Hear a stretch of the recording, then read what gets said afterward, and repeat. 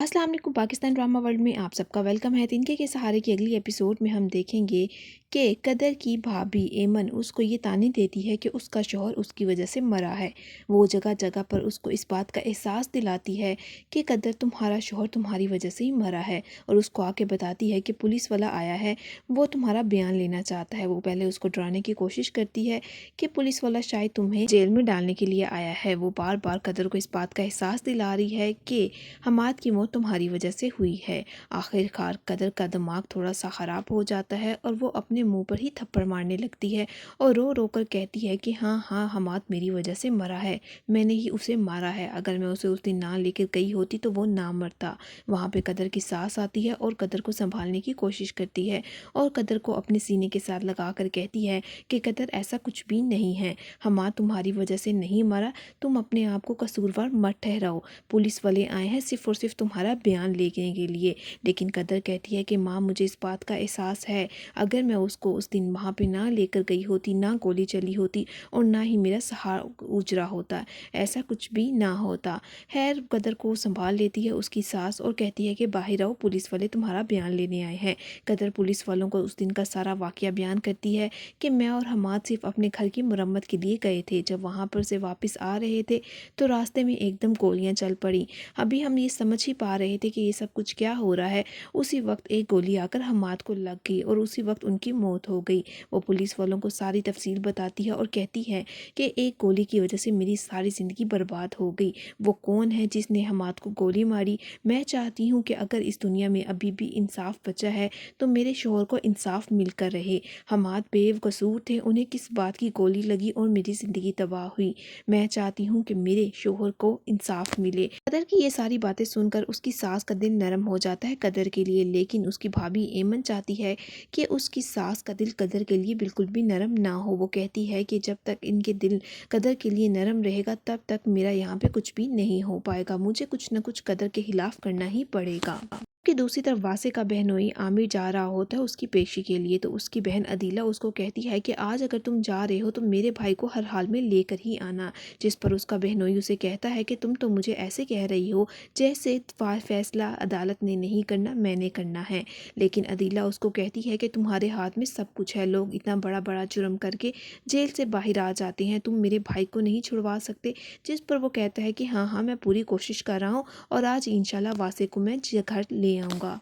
लेकिन इस पेशी में भी वासे की ज़मानत नहीं होती। वो बाहर आकर वकील का गिरेबान पकड़कर कहता है कि तुम कैसे वकील हो, मैं तुम्हें इतने ज़्यादा पैसे दे रहा हूँ और तुम मेरी ज़मानत नहीं करवा पाते, तुमसे बोला तो जाता नहीं, अगर तुमने अगली दफ़ा मेरी ज़मानत नहीं करवाई तो दूसरी गोली तुम्हारे सीने में होगी।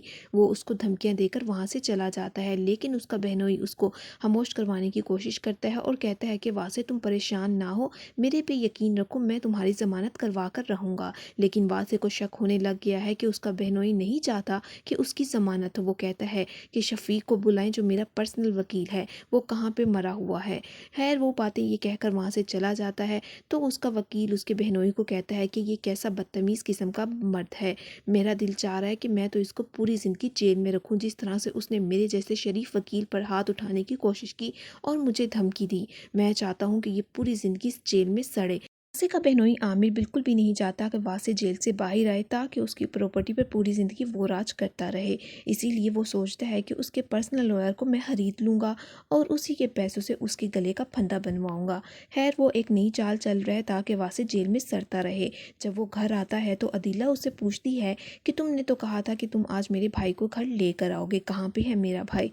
जिस पर वो कहता है कि अदालत ने फैसला नहीं लिया कि वो उसको ज़मानत दे सके। जिस पर अदीला उससे नाराज़ होती है और कहती है कि तुम किस तरह के बंदे हो, तुमने तो मेरे से वादा किया था कि तुम हर हाल में आज वासे को घर लेकर आओगे, तुम्हारे पास पैसा है, लेकिन अब मुझे शक होने लग रहा है कि तुम चाहते ही नहीं कि वासे जेल से बाहर आए। जिस पर वो कहता है कि तुम कमरे में आकर बात करो, यहाँ पे सारे मुलाजिम हमें देख रहे हैं। वो दोनों कमरे में आते हैं तो अदीला कहती है कि हाँ, अब बताओ वासे जेल से बाहर क्यों नहीं आया। अपने शोहर को बोलती है कि मुझे ऐसा लग रहा है कि तुम नहीं चाहते कि वासे जेल से बाहर आए, तुम्हारे हाथ में सब कुछ है, तुम वासे को जेल से बाहर आसानी निकाल सकते हो। जिस पर वो कहता है कि हाँ हाँ, मेरे हाथ में क्या कुछ है। तुम और तुम्हारा भाई दोनों ने मुझे मुलाजिम बनाकर रखा हुआ है। पावर ऑफ अटर्नी भी तुम्हारा भाई मेरे नाम नहीं कर सकता, उसको तो मेरे पर इतना भी यकीन नहीं है। मैं मुलाजिम बनकर तुम लोगों का रह गया हूँ। अदीला ये बातें सुनकर खामोश हो जाती है और उसको कहती है कि तुम कैसे इंसान हो, तुम्हारे दिल में हम दोनों के लिए इतनी नफरत है। मुझे तो लगता था कि वासे के जेल जाने से तुम भी परेशान हो, लेकिन यहाँ पे तो हिसाब उल्टा ही है। तुम परेशान नहीं बल्कि खुश लग रहे हो ताकि इसकी प्रॉपर्टी पर राज कर सको। लेकिन वो साथ ही बात बदल देता है और कहता है कि नहीं नहीं, वो सारी बातें तो मैंने फर्जी और गुस्से में की थी, ऐसा कुछ भी नहीं है। वासे के जेल जाने से मैं बेहद परेशान हूँ और मेरे पे यकीन करो, मैं पूरी कोशिश कर रहा हूँ कि जल्द से जल्द उसकी ज़मानत हो सके। मैं पूरी तरह कोशिश कर रहा हूँ और पैसा भी लगा रहा हूँ। की बहन कदर के पास आती है और कहती है कि तुम पूरी ज़िंदगी इस तरह से तो नहीं गुजारोगी, तुम्हारा कोई रिश्ता ढूंढते हैं और जल्द से जल्द शादी करते हैं। तुम्हारे ससुराल वालों का तुम्हारे साथ सलूक भी अच्छा नहीं है कि तुम पूरी ज़िंदगी इनके घर में गुजारो। जिस पर कदर उसको साफ इनकार कर देती है और कहती है कि मैं पूरी ज़िंदगी हमाद की बेवा बनकर बैठी रहूँगी। मैं अब दोबारा कभी भी दुल्हन नहीं बनूंगी, ना ही मेरे में इतना हौसला है। मेरे ऊपर सारे रंग बेरंग हो गए हैं। किसी ने सही ही कहा है कि अगर आपका हम सफ़र मर जाए तो सारे रंग बेरंग हो जाते हैं। मैं अब पूरी ज़िंदगी हमाद की बेवा बनकर गुजारूंगी और तुम ये सोचना भी ना कि मैं दोबारा शादी करूंगी, ऐसा कुछ भी नहीं है। उसकी बहन कदर को बेहद समझाने की कोशिश करती है कि कदर ऐसा ना करो, अब तुम पूरी ज़िंदगी तो बेवा बनकर नहीं बैठो रहोगी और ना ही इस घर में इस सलूक के साथ बैठी रहोगी, तुम्हें कुछ ना कुछ अपने लिए सोचना चाहिए। लेकिन कदर अपनी बहन को साफ इनकार कर देती है और कहती है कि मैं दूसरी शादी नहीं करना चाहती, मैं हमाद की बेवा बनकर ही बैठी रहूँ। दूसरी तरफ दूरिया वासे के बारे में सोचकर बेहद परेशान हो रही होती है। उसके ख्याल में वासे आ रहा होता है और सोचती है कि मैं इतनी लालची क्यों थी, मैंने क्यों वासे जैसे शख्स से शादी की और अपनी माँ बाप की नाफरमानी की। उसी वक्त उसकी माँ आ जाती है और कहती है कि दूरिया, तुम कब तक परेशान बैठी रहोगी और लोगों की बातों का सोचोगी, लोगों को तो काम ही बातें करना।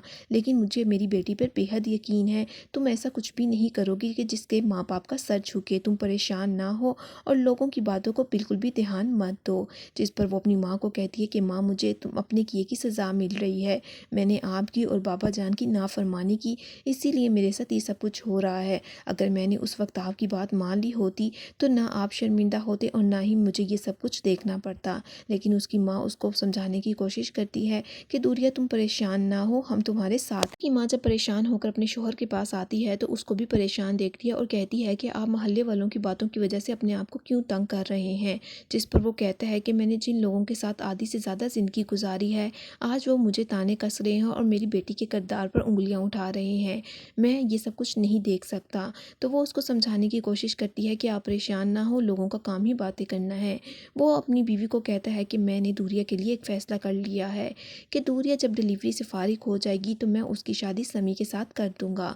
उसकी माँ ये फ़ैसला सुनकर परेशान होती है और कहती है कि ऐसे कैसा हो सकता है। लेकिन उसका शौहर उसको समझाने की कोशिश करता है कि इससे बेहतर कोई भी फ़ैसला नहीं हो सकता दूरिया के लिए, दूरिया भी इस रिश्ते से हाँ कर देगी। मैं जानता हूँ, तुम परेशान ना हो, दूरिया और समी की शादी कर देंगी। रात के खाने के लिए अपनी सास के लिए दाल लेकर आती है तो उसकी सास दाल देखकर कहती है कि तुम्हें दाल बनाने के अलावा कुछ आता भी है। तो एमन अपनी सास को कहती है कि आपने दोपहर को तो गोश्त खाया था। जिस पर वो कहती है कि गोश्त मैंने इसीलिए खाया था क्योंकि मैंने वो बनाया था, अगर तुम्हारे ऊपर रहती तो दोपहर को भी दाल खाने को मिलती। दाल बनाना बहुत आसान है ना। जिस पर एमन कहती है कि आप मुझे बुरा कहने के लिए कोई भी कसर मत छोड़ा करें। तो वो उस वक्त कदर को याद करती है और कहती है कि कदर मेरी कितनी हिदमत किया करती थी, इतने मज़े मज़े के खाने मुझे खिलाया करती थी। कदर जब मेरी हिदमत करती थी तो हमाद उसे बहुत अतरा कर देखता था।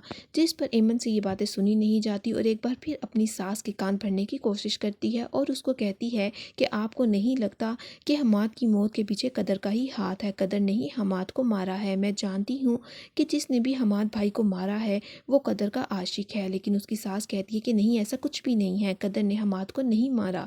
लेकिन वो बात नहीं आती और एक बार फिर उसके दिल में शक डालने की कोशिश करती है और कहती है कि कदर ने ही हमाद को मारा है। मैं जानती हूँ आप ये बात क्यों नहीं समझ पा रहे कि अचानक से किस तरह से वो हादसा पेश आया। हादसे के पीछे भी तो कोई ना कोई इंसान होता है।